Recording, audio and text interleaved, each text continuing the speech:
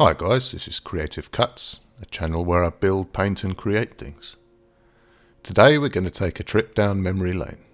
When I was a kid there was an advert on TV that somehow always stuck with me. The ad was for Fairy Liquid. I'm just about to go to bed, but first I want to show you this rocket that I've been making. But it's not finished yet because there's one thing missing. It's the nose cone, which is going to be a washing up liquid bottle. My mum's washing up liquid lasts forever. Well, my friend lives next door and his rocket is finished ages ago. And my one is still not finished now. Fairy's richer, longer-lasting suds mean a bottle really does last days longer than any other liquid. Well, there's still loads left. Fairy really lasts loads and loads longer than anything else. 3, 2, 1, we have liftoff! As I said, this advert always stuck with me. So I wanted to revisit this idea and give it a modern spin now that I have a bit more modelling experience. Luckily for me, I didn't have to wait for a bottle to be finished as I had one saved. I took my empty bottle and also lots of additional pieces that I had collected over the years and put into my various bits boxes.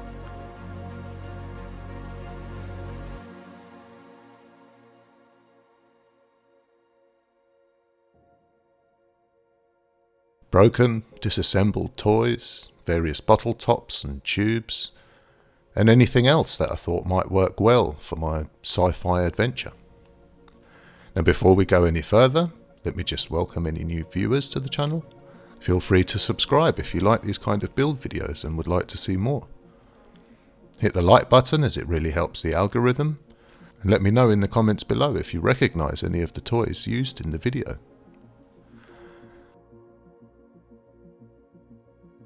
I still had a bit more disassembling to do, so I grabbed a small screwdriver and got to work breaking down the toys as far as they will go.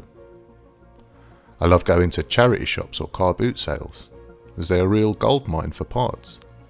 Broken, unwanted toys can be picked up for next to nothing, and I will often buy a bunch of things just for future projects. Get out there and see what you can find.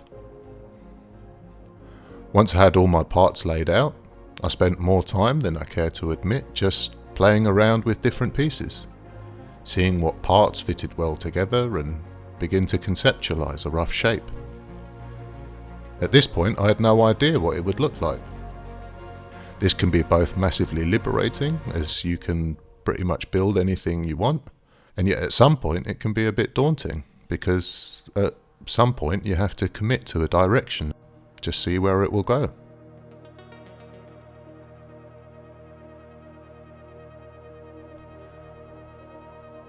I had part of this Thunderbird 3 toy, which I felt could be a good starting point for the main fuselage. I trimmed out any protruding bits with my Dremel.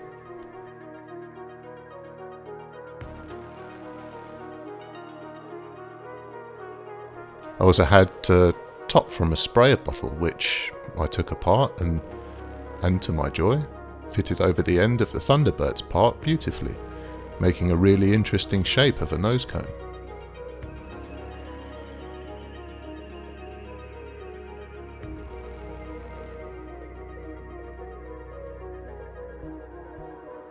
I also had an old tub of chicken soup, which, again, just had an interesting shape to it, and could form the main body of the spaceship. Now the original bottle of Fairy Liquid from the advert was white and much more tube-shaped than the modern moulded clear plastic bottle.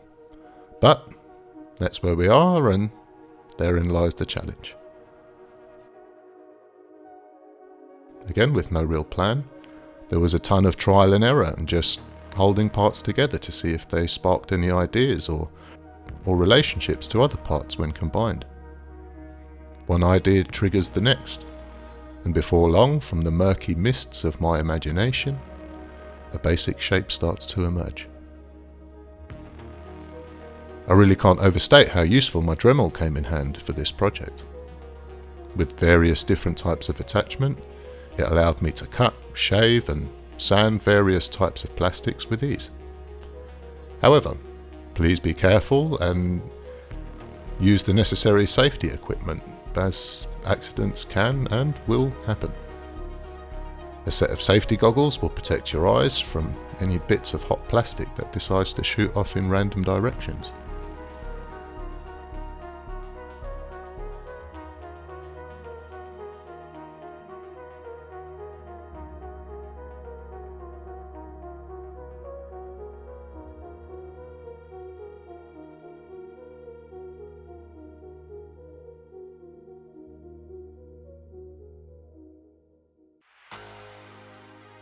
Now, over the years, I've learned the hard way that when working with different types of plastics, some can be stuck with superglue, and some really can't.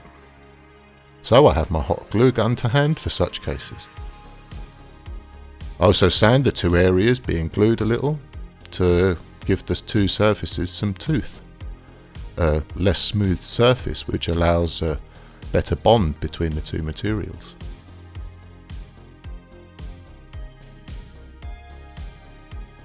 Sometimes I had to use little strips of foam to help support some of the pieces.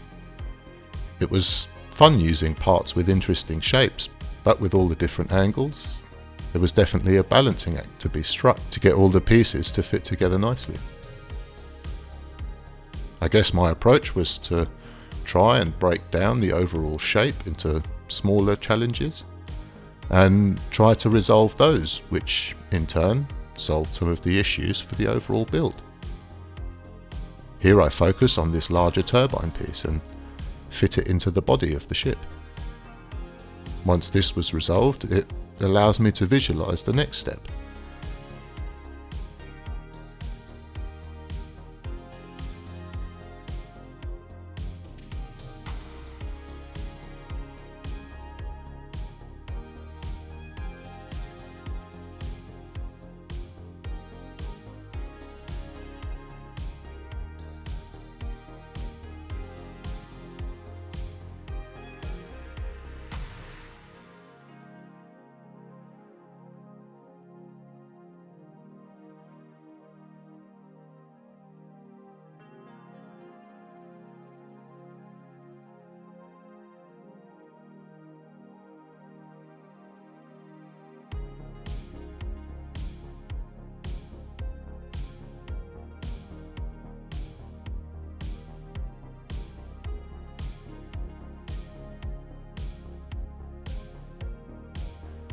I used some water tubes from a bouquet of flowers to make some engine intakes, and they fitted together really nicely.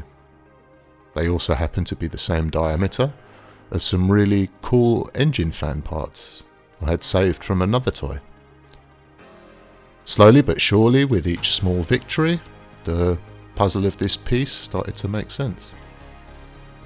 I still wasn't sure about the wings, but with a bit more trial and error and dry fitting, I found a solution to some of these problems. It was starting to look a bit like an X-Wing from Star Wars, which on the one hand is pretty cool, and yet isn't something I wanted to replicate in this case. There were many design questions I had to answer, but the beauty of building something for yourself is that there is no right or wrong answer. There is no specific law or design that you have to fit into. Internally, I was wrestling between a sort of sleek, futuristic sci-fi feel and something that was inspired by maybe more retro mechanical designs. Now, there should be no need for fan blades to power futuristic spaceships. And yet there is also something to be said for working within a design language that we can all immediately relate to. I split a broken Nerf gun and used this for the basis of my wings and glued this into place. I then started to work on the rear of the model, traditionally where you may find an exhaust. Again, this goes back to my previous point about using established design tropes in sci-fi, as my hope would be that by the time we're zipping across galaxies, we will have done away with dirty exhaust systems and come up with some new technology. And yet, from a visual standpoint, some form of exhaust still makes sense, as it is familiar and instantly recognizable. There were many avenues to explore with this build, and some led nowhere. I changed my mind many times, and found myself making a few small changes and then responding to those changes, almost like a conversation.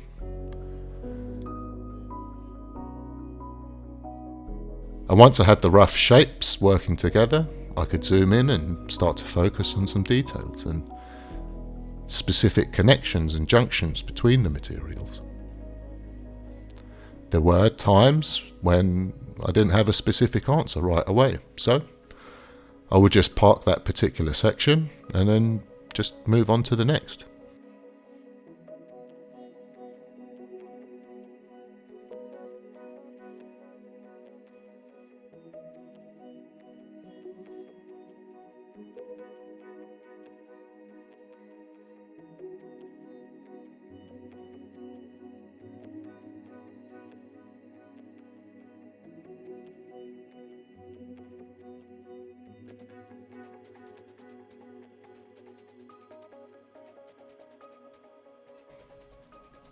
I cut some embroidery grids to shape, and they worked out really nicely as some protective mesh over the air intakes. A lot of the detailing is somewhat functional, but also an opportunity to hide any joints that are a bit messy.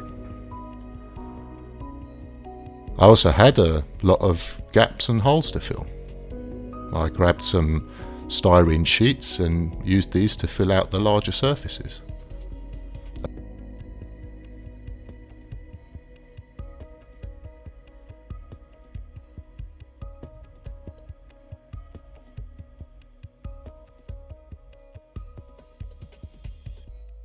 I also sprayed the inside of my cut down fairy liquid bottle to give it a tinted black look while still preserving the lovely gloss finish on the outside of the cockpit cover. And strangely, some of the smaller problems I had to solve were just as time consuming as the larger basic shapes of the model, as how one section joined to the next was critical in the overall look of the model.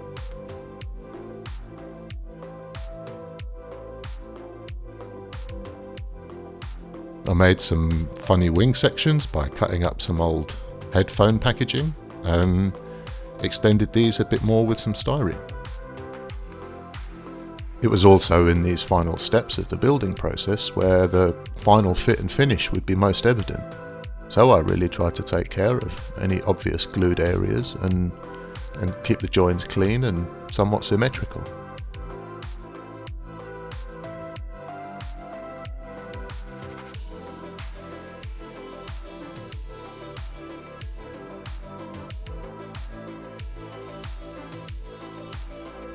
I added a few more tubes and bits and pieces and then mixed up some milliput to smooth any awkward connections or fill any glaring gaps.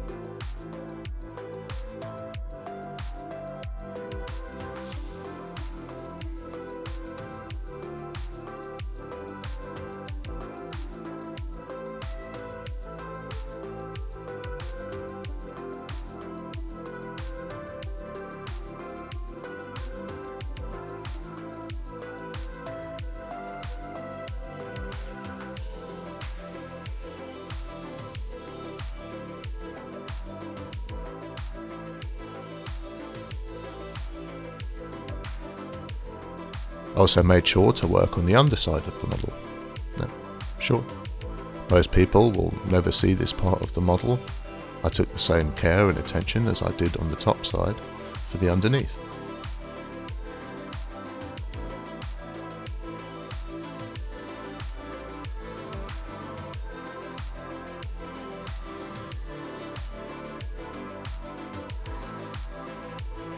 I used some thin card to create dividers on the cockpit. Again, this draws heavily on well-established design ideas we are familiar with in modern day design, so will immediately help explain your ideas in a futuristic sci-fi context.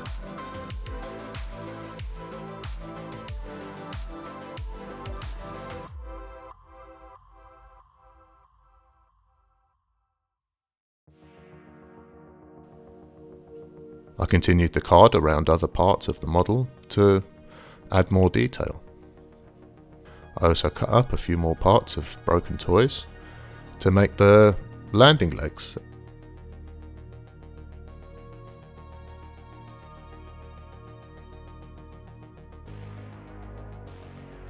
And fashioned a central landing leg from various bits of styrene.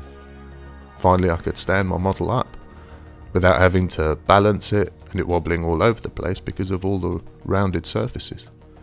I was also aware that I was getting to a point where it was becoming harder to see what was actually going on, as by now I had introduced so many different types and colours of plastic, my eyes couldn't keep track anymore. Now when this is the case, I found that a good hard reset is needed.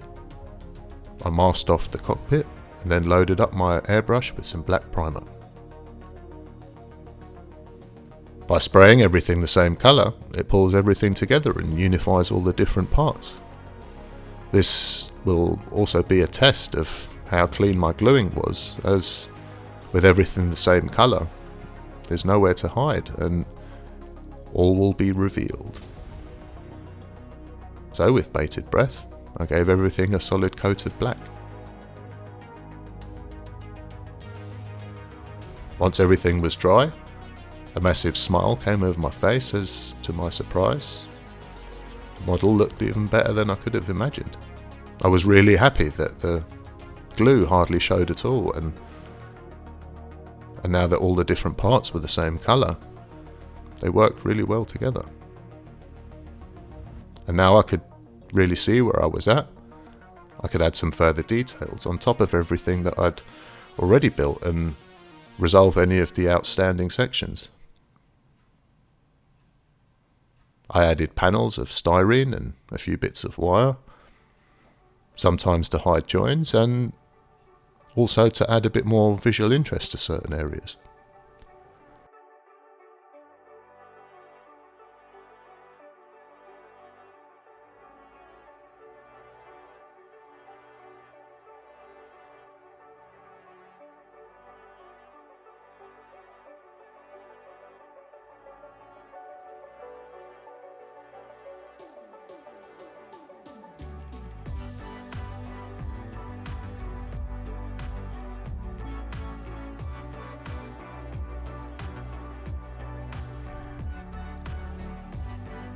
I also fixed the underside of the wings to give them more of a solid feel.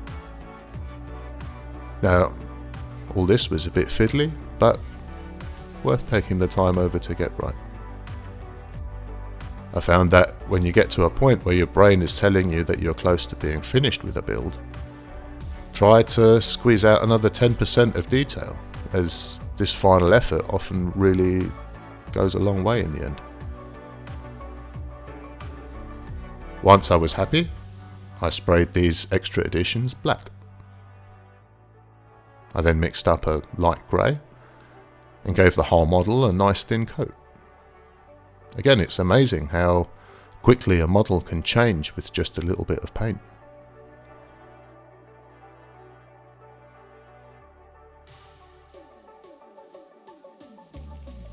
Once dry, I started picking out some of the mechanical areas in a dark silver. No rush here, just take my time and work my way around the model. Again, There's no plan here, or no specific faction that this spaceship should belong to.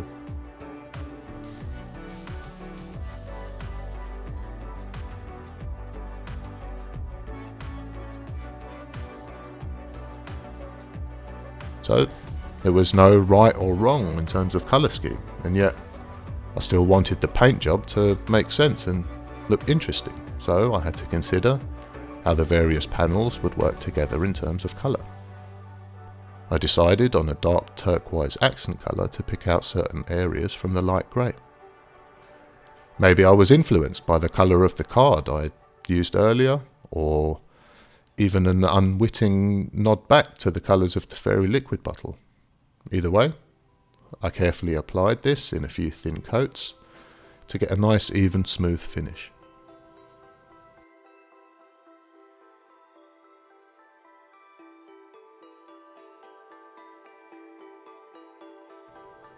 I added a bit of black as a further accent colour for the green to help delineate one section from another.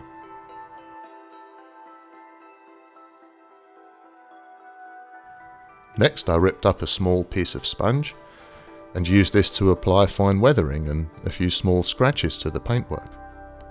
Again, there's no right or wrong here, but I felt like I wanted this to be a well-travelled spaceship that had navigated vast distances across the universe. So, a few nicks and dings were to be expected. To further lean into the well-travelled idea, I loaded up some thinned down black and added a little bit of light gradation here and there.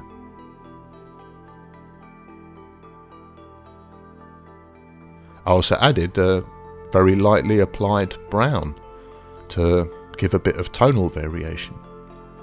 This is very subtle, but highly effective, as just a small variation in colour will suddenly bring to life what was a flat panel before.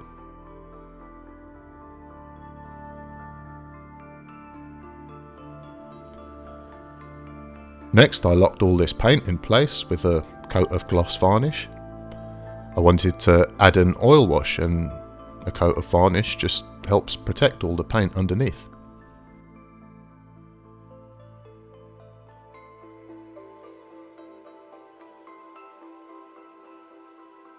Once dry, I mixed up an oil wash with some black oil paint and liberally slapped this all over the model.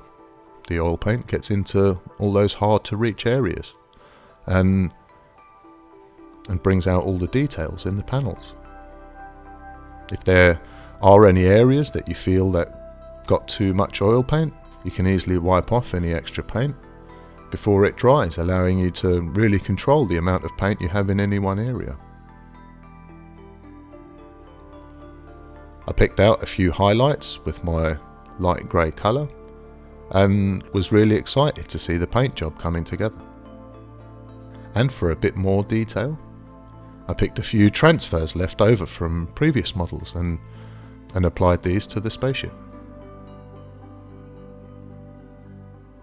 I just soaked the transfer sheet in a bit of water and then slide the transfer onto the model and position it with a soft brush.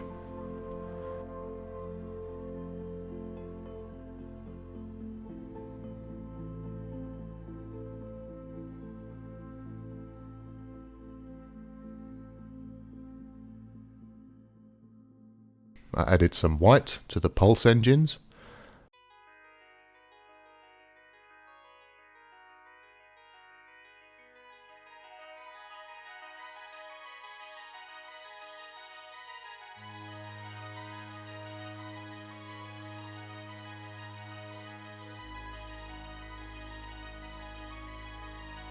And then sprayed these a light transparent blue with some automotive candy paint.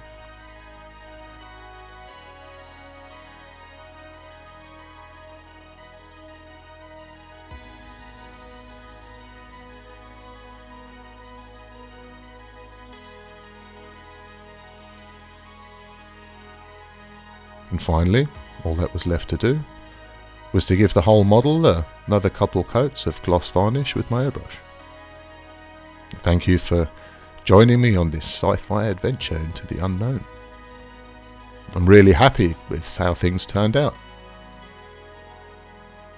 And never in my wildest dreams would I have imagined this would be the result of cutting up a bottle of washing up liquid and gluing a bunch of junk to it. If you have enjoyed this video, then hit the like button to show your appreciation. Subscribe to stay up to date with all the latest videos. Let me know what you think of the model in the comments below. And while I had no idea what this build would look like when I started this project, it just goes to show that you don't need fancy model kits or expensive models to build something really cool. Obviously the tools and paint have costs associated with them, but in terms of actual modelling materials, the majority of the materials used here were only going to end up in some landfill somewhere. So to be able to reuse and repurpose these items and to give them a new lease of life as a model on display on my bookshelf makes me very happy inside.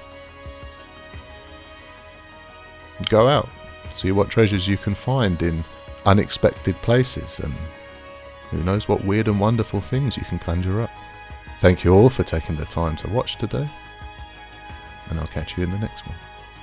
Until then, enjoy.